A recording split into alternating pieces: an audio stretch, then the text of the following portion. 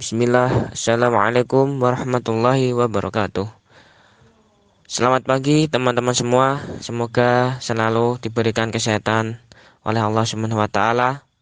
Ya, alhamdulillah kita dapat dipertemukan kembali dalam pembelajaran fikih ibadah walaupun tidak secara bertatap muka tetapi tidak menghambat kita untuk belajar.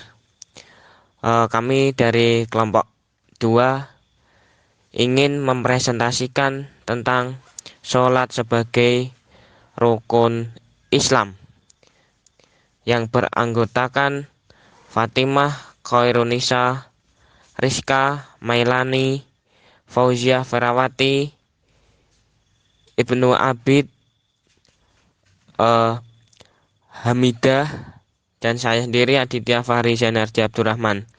Baik, untuk mengawali pembelajaran di pagi hari ini, marilah kita awali dengan membaca basmalah bersama-sama. Bismillahirrahmanirrahim.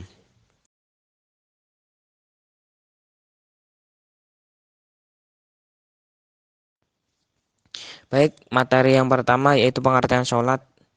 Sholat secara bahasa berasal dari kata sholla yang berarti seruan dan doa. Yakni bentuk seruan ini dari Allah Subhanahu wa taala untuk seluruh umat manusia, terutama kepada kita yang beragama Islam.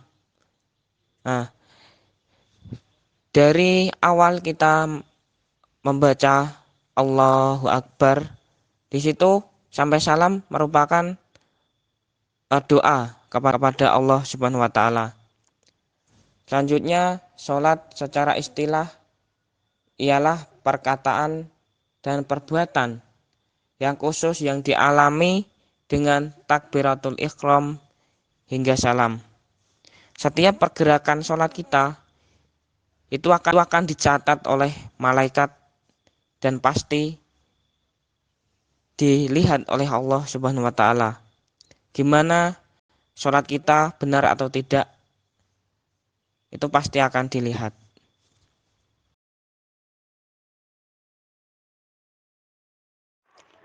Adapun dalilnya atau dasar hukum Al-Quran terdapat di dalam Quran Surat An-Nisa ayat 103 yang berbunyi A'udzubillahi minasyaitonirrajim.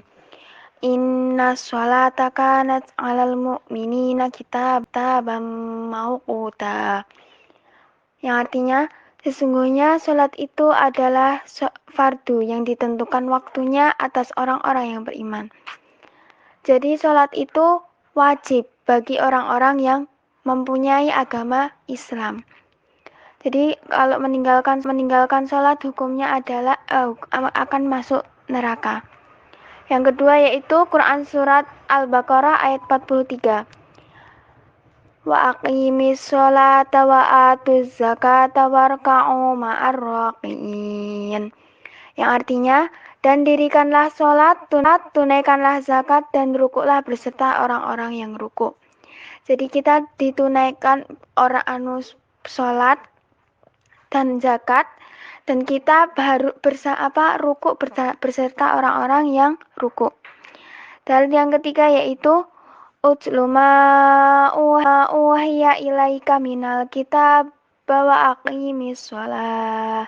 Inna sholata tanha 'anil fahsya'i wal munkar walidzikrullahi akbar wallahu ya'lamu ma tasna'un. Yang artinya, bacalah kitab Al-Quran yang telah diwahyukan kepadamu Muhammad dan laksanakanlah sholat. Sesungguhnya sholat itu mencegah dari perbuatan keji dan mungkar. Dan ketahuilah mengingat Allah sholat itu lebih besar keutamaannya daripada ibadah yang lain. Allah mengetahui apa yang kamu kerjakan. Quran Surat Al-Ankabut ayat 45. Jadi selain sholat itu wajib bagi umat Islam, sholat itu juga bisa mencegah kita dari perbuatan keji dan mungkar. Dan sholat itu merupakan ibadah yang lebih utama daripada ibadah-ibadah lainnya.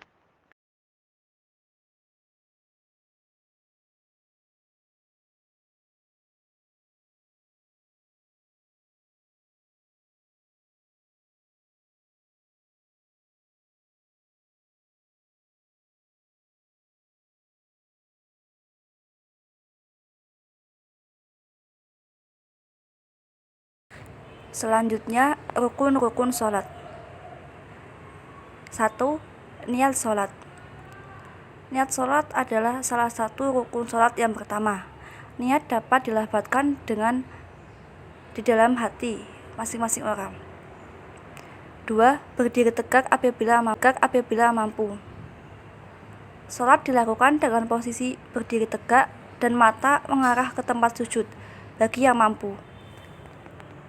Jika tengah sakit ataupun mempunyai kekurangan fisik yang membuatnya tidak dapat berdiri, maka sholat itu dapat dilakukan dengan cara duduk. Jika ia tidak dapat duduk, maka sholat dapat dilaksanakan dengan posisi berbaring. 3. Takbiratul ihram.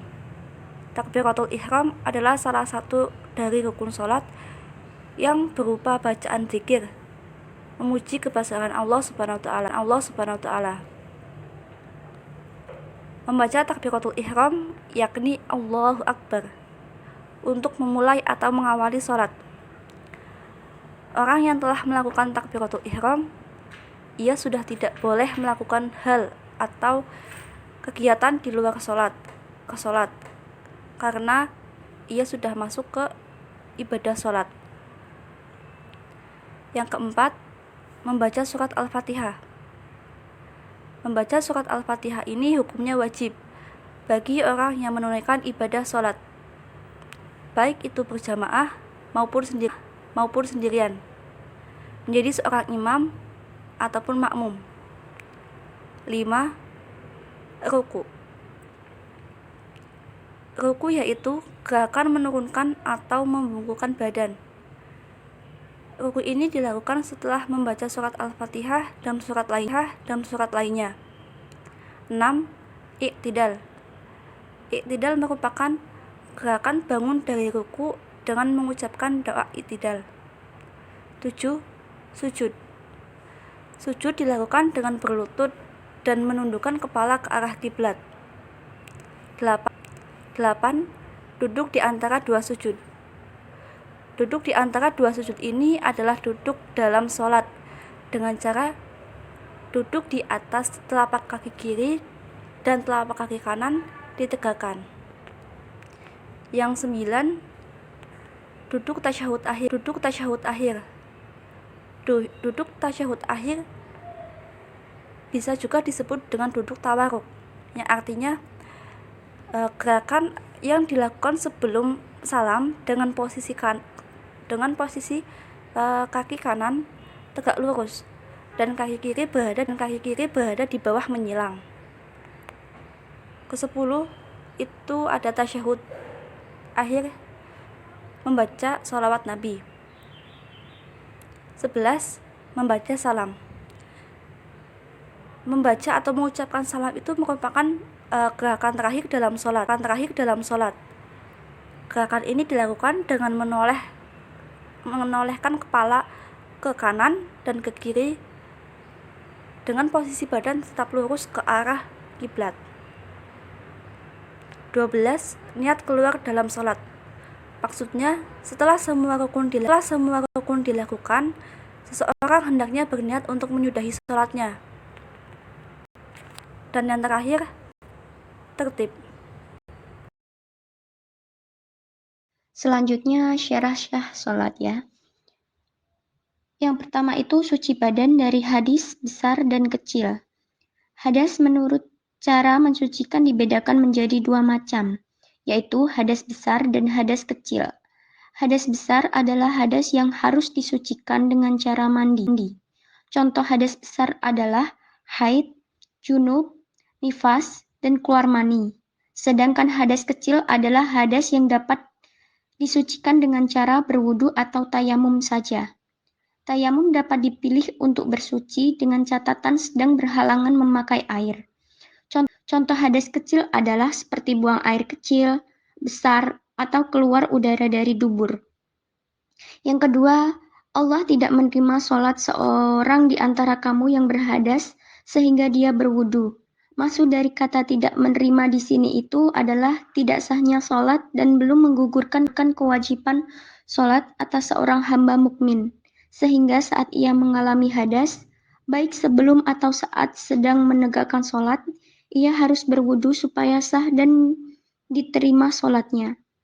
Yang ketiga, suci badan, pakaian, dan tempat dari najis itu merupakan salah satu syarat sahnya sholat. Nah, syarat ini itu merupakan syarat agar sholat kita bisa diterima oleh Allah Subhanahu wa Ta'ala. Yang keempat, menutup aurat.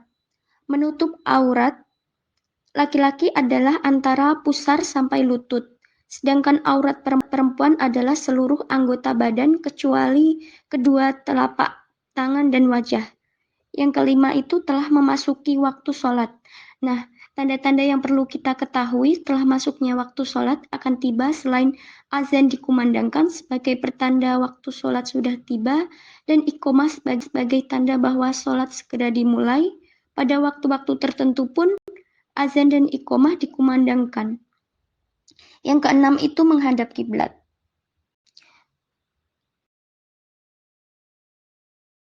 Yang selanjutnya yang membatalkan sholat. Yang pertama, terkena najis. Najis merupakan zat yang menyebabkan seseorang tidak dalam keadaan suci. Jika hendak melakukan sholat diwajibkan untuk bersuci. Yang kedua, berhadas. Hadas yaitu keadaan tidak suci seorang muslim yang telah balik, contohnya haid besar atau kencing. Yang ketiga, terbukanya aurat. Terbukanya aurat seseorang termasuk hal yang membatalkan sholat. Terbukanya di sini karena angin dan masih dalam waktu yang singkat kadar tumak ninah. Sholatnya batal jika tidak ditutup langsung. Jika yang membuka penutup adalah hal lain, maka itu yang termasuk membatalkan sholat langsung. Yang keempat, berbicara dengan sengaja dalam sholat selain membaca bacaan dalam sholat yang dapat membatalkan sholat. Yang kelima, niat sholat berubah.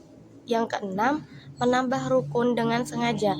Melakukan rukuk di luar gerakan imam, misalnya untuk membunuh ular, walaupun tidak bergerak sebanyak 3 kali secara terus-menerus dan gerakan tanpa kadar tumak ninah, ini sholatnya batal karena sudah menambah rukuk.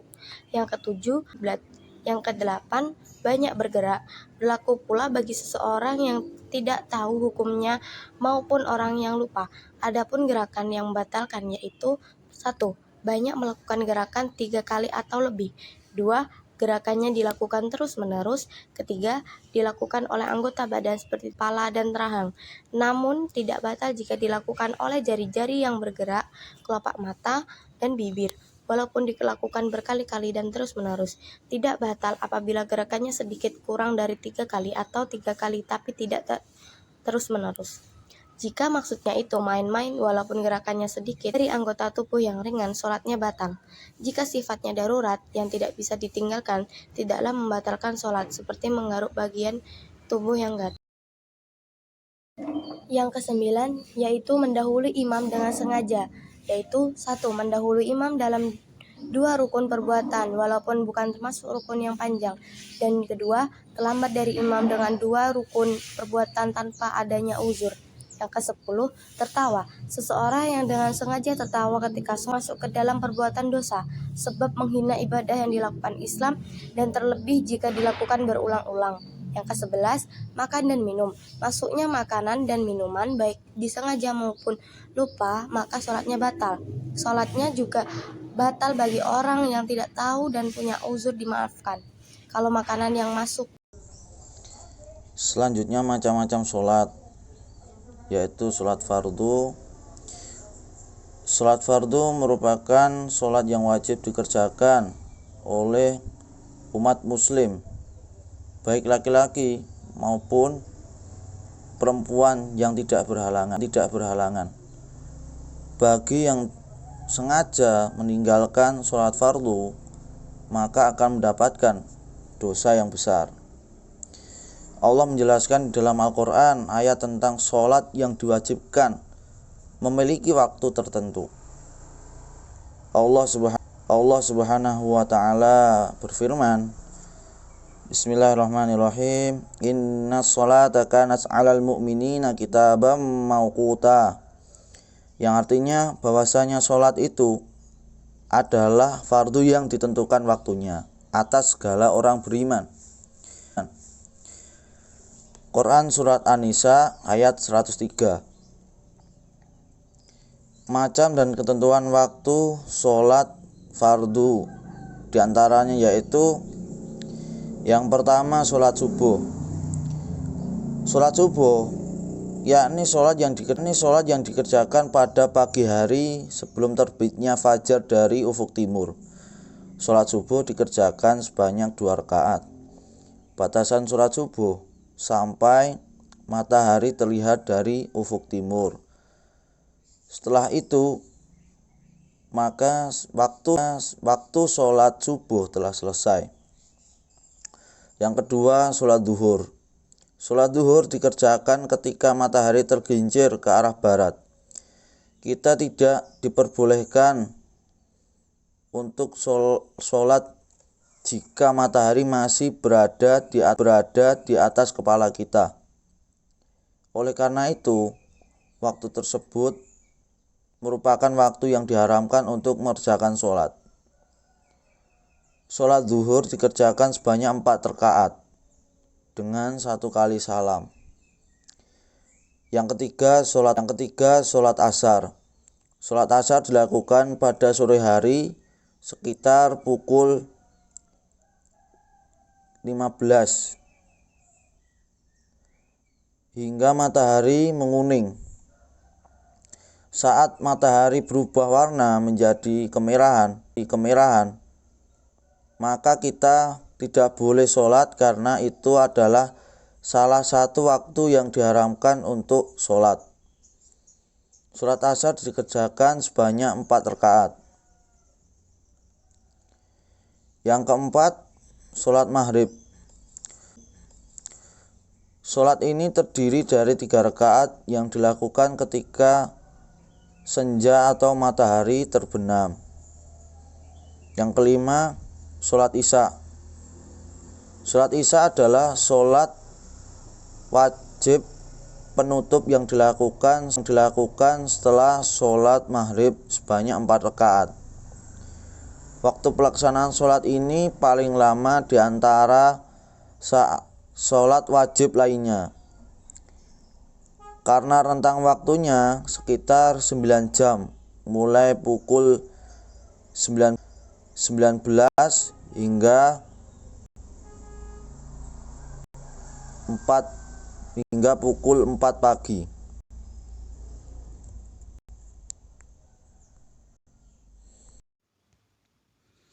Baik, yang terakhir yaitu mengenai bab sholat sunnah. Sholat sunnah apabila dikerjakan mendapatkan pahala, dan apabila tidak dikerjakan tidak mengapa. Ada beberapa macam sholat sunnah. Yang pertama, sholat sunnah wudhu. Nah, di sini apabila telah selesai dari wudhu disunatkan melaksanakan sholat 2 rakaat. Nah, dari Uqbah bin Amir Ad-Juhani bahwa Rasulullah SAW bersabda, tidaklah salah seorang dari kalian yang berwudu dan menyempurnakan wudunya dengan kemudian sholat sunnah 2 rakaat dengan menghadapkan hati dan mukanya khusyuk dan ikhlas, melainkan ia berhak mendapatkan surga. Hadis riwayat Muslim, Ahmad, Abu Daud, dan Ibnu Majah. Yang kedua yaitu sholat di antara azan dan iqomah. Nah, hadis riwayat Bukhari dan Muslim dari Abdullah bin Mughaffal berkata, Rasulullah SAW bersabda, di antara 2 azan dan iqomah ada sholat sunnah. Kemudian pada ucapan beliau yang ketiga kalinya, beliau menambahkan, bagi yang mau. Terus yang ketiga yaitu sholat at-tahiyatul masjid. Sholat at-tahiyatul masjid itu sebagai penghormatan kita kepada masjid, rumah Allah. Terus yang keempat, sholat rawatib. Sholat rawatib ada beberapa, yaitu sholat sunnah fajar. Sangat disunahkan kita mengerjakan sholat fajar 2 rakaat. Terus sholat sunnah sebelum adzan, sebelum sholat duhur dan sesudah sholat duhur. sholat 2 rakaat sebelum sholat asar, sholat 2 rakaat sebelum dan sesudah sholat maghrib, sholat 2 rakaat atau 4 rakaat sesudah sholat isya. Nah, sholat rawatib ini untuk menyempurnakan sholat fardu yang masih kurang. Terus ada juga sholat lail atau taraweh, yaitu sholat malam dikerjakan sebelum tidur. Ketika kita hendak mau tidur, kalau bisa kita melakukan sholat lail terlebih dahulu. Quran surat Al-Isra ayat 79 yang artinya, dan di sebagian malam maka bertahajudlah kamu sebagai tambahan keutamaan bagimu, niscaya Allah akan mengangkat ke tempat yang terpuji.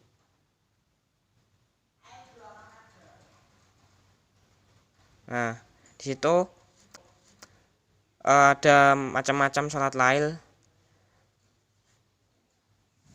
Yang pertama, sholat lail dinamakan dalam lail karena melakukan waktu di malam hari. Nah, sholat tahajud ini dilakukan setelah kita bangun tidur, ya waktunya 1/3 malam. Ya itu mungkin sholat sunnah ada beberapa, semoga bermanfaat. Ya baik, ya mungkin cukup sekian dari kami. Apabila ada salah kata kami mohon maaf dengan sebesar-besarnya. Apabila dalam penyampaian materi kurang tepat. Dan untuk pertanyaan silakan teman-teman di kolom komentar ya, dengan subscribe dan komen untuk bukti kehadiran. Sekian, wassalamualaikum warahmatullahi wabarakatuh.